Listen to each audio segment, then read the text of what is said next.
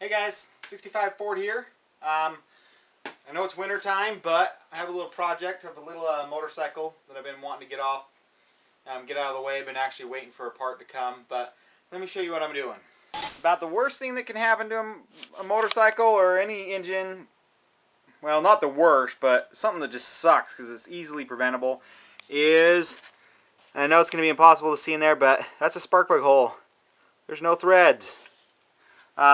When I got this years ago, it was pretty bad. Yeah, you could feel, I remember feeling how loose the spark plug hole was and knowing that the strips had been damaged in the past, but over the years of putting in and out spark plugs, it finally, the other day, I was putting in a new spark plug and it was going in, and there just was no bite, and I knew I'd stripped it.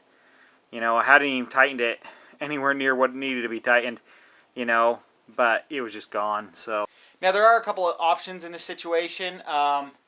The best option is just to buy a new head, and on this it's not that expensive. It'll probably run me maybe $100 and a quarter after I do everything else. Maybe I could get away with about $100 for a Chinese head or something to that effect with head gaskets and everything else. The second most common option is people put in helicoil. They get a lot of gripe. They do back out over time, so in a couple years you might have it back out on you and you're in the same position, but you can get it back seated back in. Or there's another one, a helicoil for spark plugs is actually more expensive than you think, especially for odd size ones like this 10mm one. Probably cost me $30, $40, $50 for the helicoil and tap for this size spark plug, because you have to have special taps. There is like a permacert or something to that effect, that's really nice, and it lasts forever. But the kit for that with 10 inserts for that is about $300-400, and there's no way I would spend $300 or $400 on a head that didn't cost that much. Best option for me, and the option I'm going with, is just to, this is a standard plug. I'm going to amp it up to the next larger size. This one's too long, I know, but this is a 10mm by 1 pitch. This is a 12mm by 1.25 pitch. So this has the exact thread size I need. They do make a spark plug that's shorter. I'll have to order that or go find it. In the meantime, I got the tap and everything, so I'm going to go over it and show you guys me tapping it. I was lucky enough, I have a lawnmower head right here, and I was playing around with a couple different things. I've seen if you could actually like aluma weld the hole and re-tap it, and you could.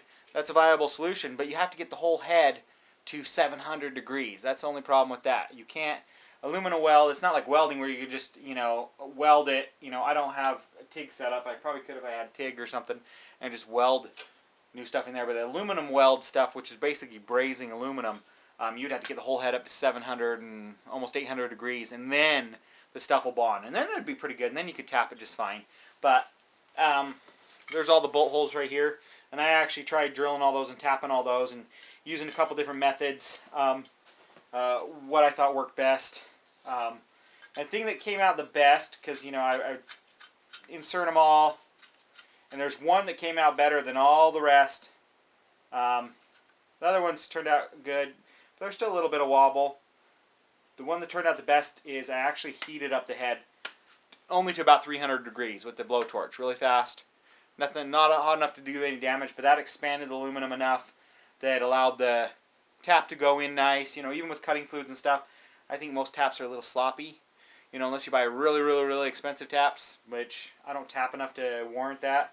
The tap I bought for this was only like about $5, so the whole repair is only going to cost me $5 plus a new spark plug.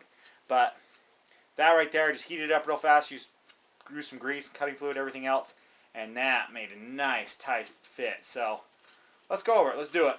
So all the threads are gone. This is a lot smaller drill bit size, so I'm just going to stick that in there so I can see the exact angle that hole is drilled at.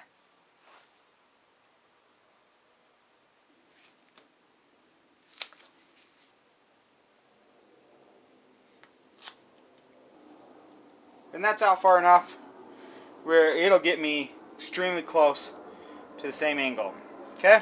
The next thing I did is I actually pulled off the carburetor And I actually got an air hose here. And the point of that, I rotated the engine until the intake valve was open. You could do the exhaust valve too if you want to take off the exhaust and just make the exhaust valve open, the intake closed. But the exhaust is closed right now, the intake is open. So air blowing in through the intake here blows directly out the spark plug. So any chips or shavings or anything like that get shot directly back out. So it'll be a little bit noisy, but I'm going to tape this on and then I'm going to drill this. Next thing I'm going to do is coat the inside of the hole with a little bit of grease.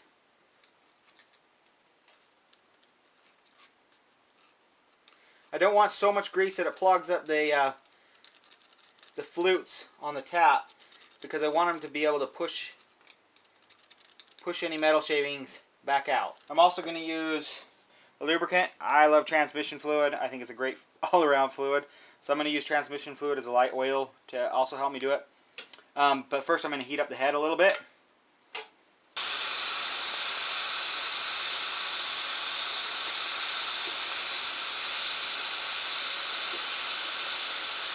That's just spitting all the chunks out. Now it is tapped for a 12 millimeter 1.25 pitch, which is the next size larger spark plug. You can see that the spot and everything for it's plenty big enough, and the inside there's enough room on the inside. You know, it adds all the way around. It really doesn't add much to it, so I just got to get a shorter spark plug here, about half the length, and should be ready to go. But there you go, guys. The air is a trick to getting it done. When I was doing it on the bench with the test piece, just packing the flutes with grease still pushed quite a few aluminum particles in front of the tap, and actually would push them down in the cylinder. But as soon as I hooked up air pressure blowing through, it just blew them all right back out. And doing it just barely, I could see that it was blowing everything that I did, just blowing it right back out. So I'm gonna go get another spark plug, and the next video will be of this thing running on a bigger spark plug. More horsepower, right? There we go. $2.50 pour, and here's my plug. And that's half turn past it touching the gasket, so there we go. Let's put the spark plug wire back on. Hasn't been started in a month or so, so let's see if she fires up. Is the gas on? Yes, it is. Choke. Okay. Moment of truth. That's on.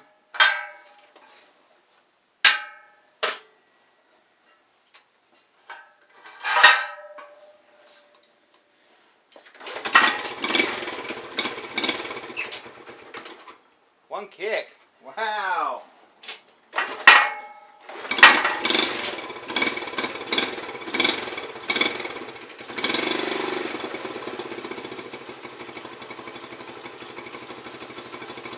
Hey, it does work with a bigger spark plug. Well, there we go, guys. Stripped out spark plug, fixed for, without the price of the spark plug, just the tap was about $5. So, $5. Pretty good to go. If you throw in the price of a different spark plug, we're about $7.50. So, awesome. If you haven't already, subscribe. Leave me a comment below. Thumbs up, thumbs down. Hopefully somebody out there can get some insight from this, and they don't have to waste $1 million on a new head. Waste $1 million on a time cert, I believe they're called, that are expensive of it all. You know, so expensive. And you don't have to waste time with a helicoil. You still have to tap it to do a helicoil, so I figured I was in the same position. There we go, guys. Thanks. Bye.